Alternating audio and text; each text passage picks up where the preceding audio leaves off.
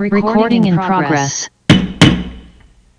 Good morning. I'd like to welcome those in the chamber and those online. Today is Tuesday, May 23rd, 2023. I'm Commissioner Gage Froer. This is the Weber County Board of Commissioners meeting on this date. With me is Commissioner Sharon Bolos. Commissioner Jim Harvey is out of town on business and he'll be excused. So we appreciate those in attendance with us. We're going to start today's meeting with a Pledge of Allegiance given by Dakota Worth. I will give the invocation, followed by the thought of the day by Commissioner Bolos. Let's go to that point. If you'll join me for the pledge. I pledge allegiance to the flag of the United States of America and to To the republic for which it stands, one nation under God, indivisible, with liberty and justice for all.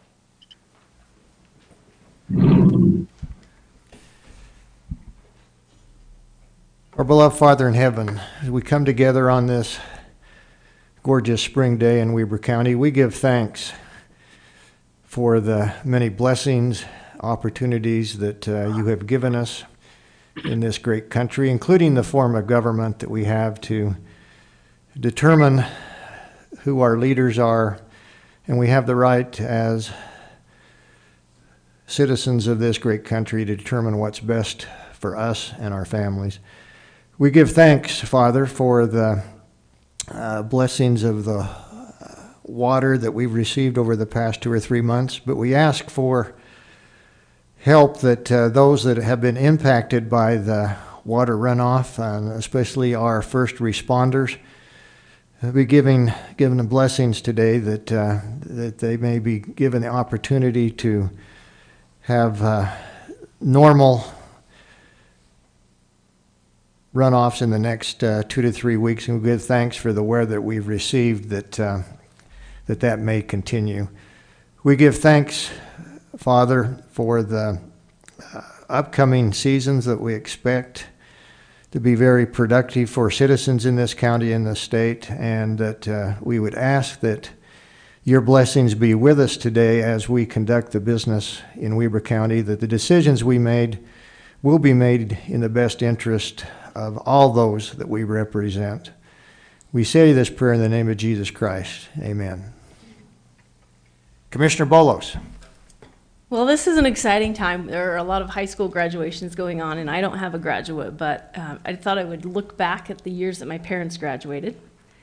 And I will tell you what those years are, because one, my dad doesn't care, and two, my mom has passed away, so it doesn't matter. My dad graduated from Ogden High in 1961, and my mom from Ben Lomond in 1962. I went back to those high school pages and looked up some information that was very interesting, but a few things I thought I would share. When my dad graduated, gas was 27 cents a gallon. Eggs were 30 cents a dozen, and bacon, which is one of my favorites, was 67 cents a pound. A house cost $12,500.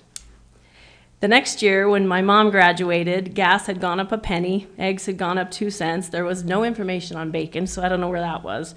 But a Ford Cortina, whatever that is, was $591. House prices were the same.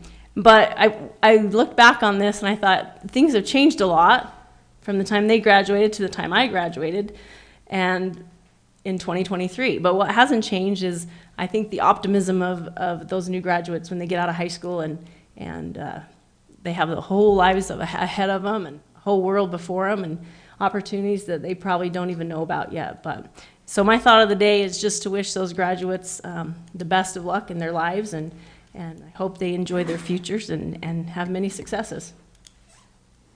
Great thought. Yeah, when we see those graduations take place, it's always a great time of year. See them walking around in their robes, and I remember high school graduation, little younger than your dad, not a lot, but yeah, still the excitement exists today that we saw back then, and the opportunities. I agree. That's the opportunities that present themselves. So with that, Commissioner, let's go to public comments. Anyone in the audience like to come forth and address the commission or online about any elements that are on the agenda today? Now's your opportunity have your voice heard. Anyone online, Stacy? No. Okay. Not seeing anybody rush the mic. Going once, twice. Let's move on to our consent items, Commissioner. So let's start with consent items F1, request for approval of warrants 8026 through 8082 and 476-538 through 476-675, and number 266 in the amount of $1,691,398.08. 2, request for approval of purchase orders in the amount of $73,460.25. And 3, summary of warrants and purchase orders, and that summary will be given by our own Ricky Hatch. Thank you, Mr. Chair. We issued 7 purchase orders this week for $73,000. 29% of that amount, or $21,000, was for the Sheriff's Office to purchase body cameras. 25%, or $18,000, will go towards purchasing a stormwater pipe, or stormwater pipe, rather. 22%, or $16,000, is money spent that will be funded by a ramp award for youth hockey equipment. We issued 196 warrants this week for $1.7 million. A third of that amount, $51,000, is for the jail, which was mostly for nursing services and cameras and access control for the warehouse, but also some culinary costs. 15%, or $250,000, is a payment for paramedic services. 11%, or $194,000, is a ramp award that went out to Valley View Elementary for their playground. And then 6%, or $105,000, is for the library to purchase books and materials. Thank you. Does that conclude your report? Yes, sir. Questions, Commissioner? Nope. Okay. Thank you, Ricky. Appreciate the opportunity to have that clarified. Let's go to F4, request for approval of minutes for the meeting held on May 9th and 16th, 2023. 5, request for approval of new business licenses. 6, request for approval of new beer licenses.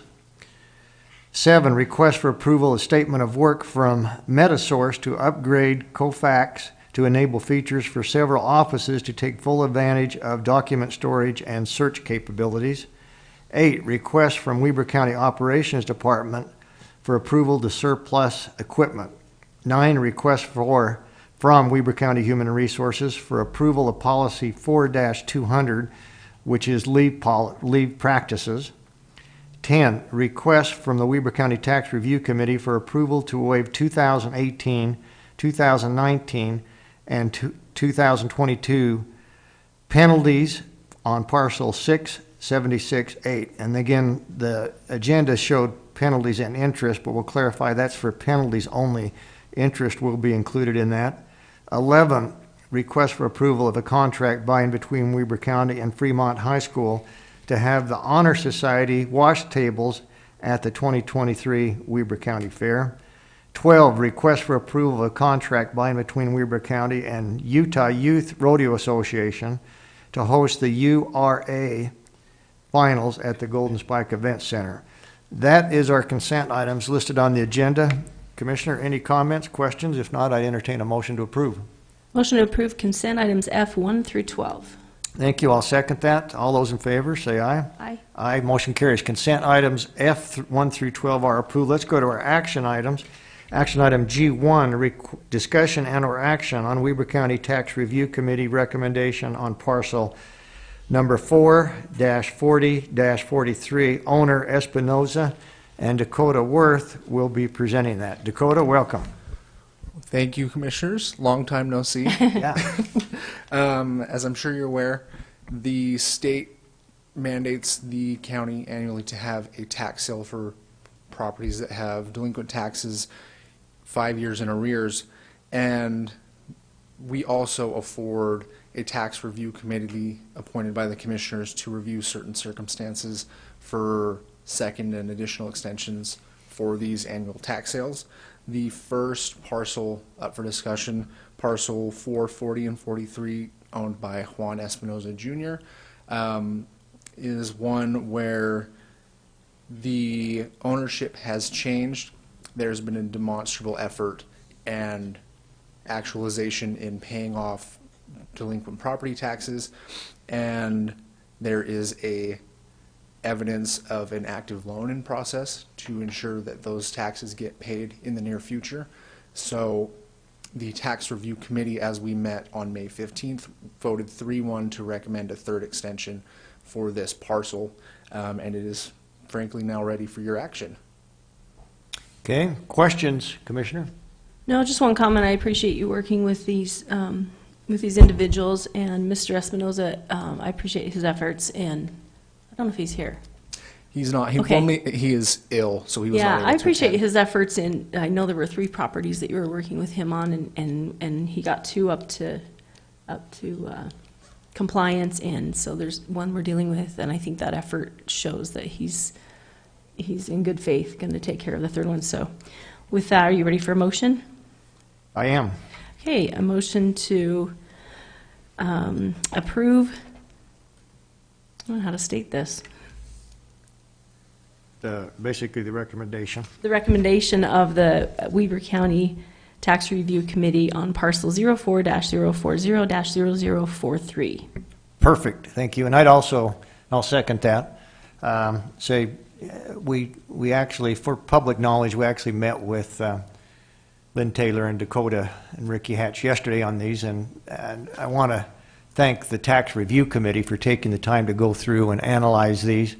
3 extensions is quite a few extensions, in my opinion, especially in today's real estate market. It's not like it was several years ago where there was hardships created by market factors. But it appears that really the parts are in place to make sure that this is brought to fruition on a refinance in the near future. So I think it's a good decision. So with that, I would place a motion. All those in favor? Aye. Aye. Motion carries. Now let's go now to discussion or action on the Weber County Tax Review Committee recommendation, which would be on parcel number 11, 192, and 6. The owner of that would be Gomez Mitchell. Dakota, you're still up. Okay, on this parcel, it would be a second extension request as the initial property owner had passed away and it was going through probate court on May 8th of this year. The deceased property owner's sister was appointed as representative of the parcel and is now in the process of selling it to bring the taxes current. The situation is fairly clear-cut outside of that, so it is ready for your action as well. And we've also had discussions. Commissioner? Motion to approve the recommendation by the Weber County Tax Review Committee on parcel 11-192-0006. Thank you. I'll second that. I'll place the motion. All those in favor say aye. Aye. Aye. Motion carries. Thank you. Dakota, let's go to agenda item, action item 3, discussion and/or action on Weber County Tax Review Committee recommendation on parcel 15-60-57. Owner would be Jonas. Dakota? So fortunately, yesterday, the property owners paid the delinquent Oh. property taxes, so there's no extension to consider at this time, so it's ready for your action or inaction. Well, if they paid, I don't know if we need to take any action, do we? Not that I believe so. Yeah, so we'll just move on to the next agenda item. Thanks you. So that one's been paid. So we actually just had 2 of the 3 we talked about yesterday. And then just for clarification for public knowledge, in the past we've had quite a few on that list of delinquents. Remind me again how many we have that would be on that list and the types of property. They're single-family homes, or they just various parcels? So to clarify, are you asking the total parcels? Yeah, that just are- the total number that would be on that list for tax sale this year. So I anticipate we'll have anywhere between 6 to 8 Okay. parcels up for tax sale this year, none of which will include any residences. They'll largely either be vacant land or commercial parcels that are like small portions of a parking lot. Yeah, which we're used to those, so it makes sense.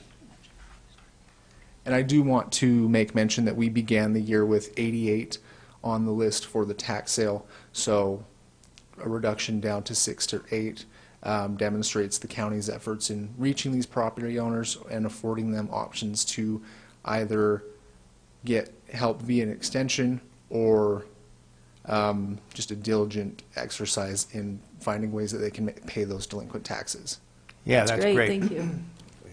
Just thank you for working with them and Yeah, if you've gone from 88 to 6 to 8, that's a major change. And again, it's a lot better, and I appreciate the work from Ricky's office, Lynn, and you, Dakota, to reach out to those people, knowing that we're not putting them in a bind, especially for single-family homes. And we understand that these taxes on single-family homes, in some cases, especially those citizens on fixed incomes, it's been problematic, where we saw 15 of our 16 cities this past year do a truth in taxation and raise taxes. So we understand the impact that property tax has on our citizens, and I think it's important that we work with those citizens. Absolutely, and it's helpful to have such understanding commissioners and people in positions of power. That's what these property owners have expressed to me. They're grateful for what we do, so. Okay, well, thank you. Thank you. Of course, thank you. Thanks, Lynn. Thank you. Did you have anything you wanted to add, Lynn? Okay. All right. Thanks, Dakota, Lynn. Great job. Let's go now to action item 4, or agenda item 4, request for approval of a contract by and between Weber County and TSE Entertainment to have Tanner Adel perform at the 2023 Weber County Fair. Miss Ashton Wilson, we're talking about the fair already. Yes, sir. It'll be here before we know it. Yes, we're less than Welcome. 100 days away. If it's okay with you, I'd like to combine 4 and 5. They coincide with one another. That'd be great. So on Thursday of the fair, it's historically our slower day. Wednesday's the big kickoff, and then Thursday's a weeknight. And so we've tried to come up with a few different things to try and get some attendance out there. This is going to be a lower level concert. So we're kind of going to market it as a ladies' night. So we have Tanner Adel, who will be opening, and then the Robin Ottolini, which is on number 5, be the main attraction. We'll have it free with fair admission, and then we've got some fun ideas to, it's really popular to go make jewelry as a group of girls, or paint night, or things like that. So we're trying to incorporate some stuff and get some traffic out on Thursday night. So with that, I'm just looking for your guys' approval. Great. So this would be on Thursday night. Yes, sir. The fair actually opens on Wednesday, or? Yep, Wednesday. Okay, Wednesday through Saturday. Yep. Wednesday, we kind of have our big kickoff with the rodeo.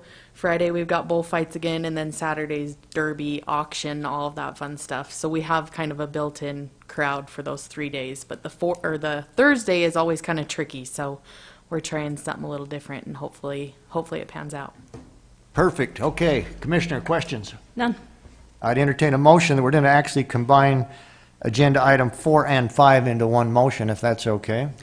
Okay, I make a motion to approve contract by and between Weber County and TSE Entertainment to have Tanner Adel perform, and also a contract by and between Weber County and TSE Entertainment to have Robin Ottolini perform at the 2023 Weber County Fair. Perfect, and I'll second that. Thanks, Ashton. Appreciate you. that. I'm going to place the motion. All those in favor say aye. Aye. Aye, motion carries. Thank you very much. Let's now go to our public hearing. I'd look for a motion to adjourn our public meeting and reconvene as a public hearing. So moved. Second, all those in favor? Aye. Aye, motion carries. We're now in a public hearing, and our public hearing agenda item H2 is for consideration of a requested rezone from A1 to RE15 on approximately 40 acres, which would be file number ZMA 2023-01. Miss Tammy Adelot. Tammy? Good morning. You've got the floor. Thank you. Let me adjust something here. Now, this has come before you, commissioners, earlier. We've had discussions about this on work session agendas, so this shouldn't be unfamiliar to you. Let me go back up here to the beginning of our presentation here. This is a request to rezone 40 acres from the A1 zone to the RE15, or really the R115 zone. Now, Charlie brought before you the new zoning ordinance to allow for medium-sized residential lots according to the Western Weber General Plan, so that you weren't seeing so many development agreements coming before you with each one of these requests. Okay, and some of these standards would be in the R115. Really, the biggest difference between RE15 and the R115 is the R115 doesn't allow any ag uses in there. So that's why we wrote up a new ordinance for that. Also in the R115 zone, you're going to see standards that allow for, in order to calculate total density, it's total density divided by 15,000 square feet. However, it does allow for lots as small as 6,000 square feet at a minimum and 60 feet wide. Okay, so you're going to see in this proposal a variety of lot sizes. Their total density doesn't go beyond that 40 acres divided by 15,000 square feet. Just to give you an idea now, this is Anselmi Acres. This came before you a few weeks ago for a rezone. So we've already got this new zone here nearby. I just wanted to kind of show you an overview of what the surrounding land uses look like. You can see we've already got an adjacent neighborhood with slightly smaller lots, and if you go a little bit further west, you've got even smaller lots in a cluster subdivision here. This would be the future land use map, and you're going to see these with every one of these rezone presentations. Each color on the map corresponds to different size lots as well as different uses. This area here corresponds to medium-sized residential lots. Now, as you know, the Western Weaver General Plan went through quite a bit of vetting with the citizens out there, and they indicated, by and large, being in favor of allowing some of these slightly higher densities just because they're aware that Weber County is growing, frankly, really quickly, and that under current zoning, we don't have the acreage to support that growth. So as you can see right here, this is where the 40-acre parcel is located. We've got some green space nearby. You'll see, as we move further into this presentation, connectivity and how they plan to connect to, how they propose to connect, rather, to adjacent neighborhoods. Medium lot residential, again, average lot size is 15,000 square feet. With rezone requests, the developer is not entitled to these requests the way they may be with a subdivision. And so the general plan encourages these requests to address what are called smart growth principles in the general plan. And these include things like roadway connectivity. They include drought-tolerant landscaping, dark sky compliance, pathways, ways to make these neighborhoods more connected and a little more sustainable. This is a master development plan. The developer of Stagecoach here is working with adjacent landowners to make sure that connectivity lines up and makes sense. And so what you see here and what you'll see in a more detailed look at their concept plan is they are planning to connect to what will be the 1600 South. This is 1800 South down here. They are planning with adjacent property owners to get that road to come through here. So just wanted to give you an overview to see. I mean, ideally, this is what planning would like to see, is property owners working together so that this makes sense down the road. This is a little bit of a closer look. However, I'm going to pop out of here for a second, and I'm going to pull up another exhibit for you. Here we go. So just so you can kind of see, can you see that okay, commissioners?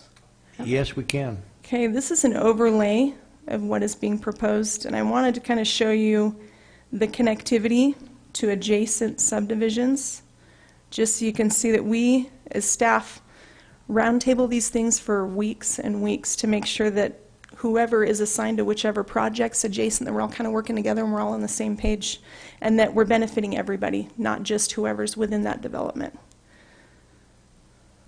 This is a closer look at what's being proposed. Now, there is a development agreement with this proposal. Our legal team has yet to give one final review, and so our recommendation would be eventually to table this just until next Tuesday so that legal has a chance to go through this one last time. But the purpose of the development agreement, even though the zoning is in place, is really to ensure that this concept plan is followed. So when this development agreement is recorded and a subdivision application is taken in, we reference this development agreement and make sure that whatever's being proposed at the subdivision level lines up with this connectivity plan, with road widths and cross sections that are being proposed now, and with the number of lots. Okay? We've got, you can see the different widths of roads. We've got a main road here that's 80 feet. 1800 South is 80 feet as well. Proposed pathways go here, and we try to have them kind of line up with some of these roadways. This was a little bit of a funky intersection here. It didn't seem to be safe to have a, any pathway on the other side, but as you can see, we've got one that drops down here. I'll go back to this presentation here. Do you have any questions so far, commissioners? No, not me. Not so far. Okay, Doing great. Keep it up. thank you. Okay.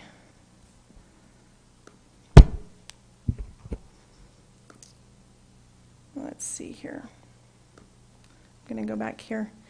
These are some of these smart growth principles that the developer is proposing to address and how they're addressing them. We've kind of gone through the connectivity, both pedestrian and vehicular, open space and recreation facilities. This is actually kind of a big one.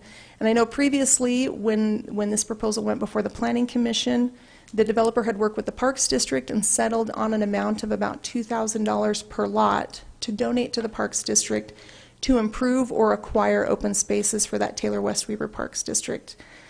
We had a meeting yesterday with one of the Park District members, and those plans may have changed a little bit. I think the developer, there may be a proposal for the developer to actually install a parking lot to the tune of about $240,000 at one of these parks, which equates out to that $2,000.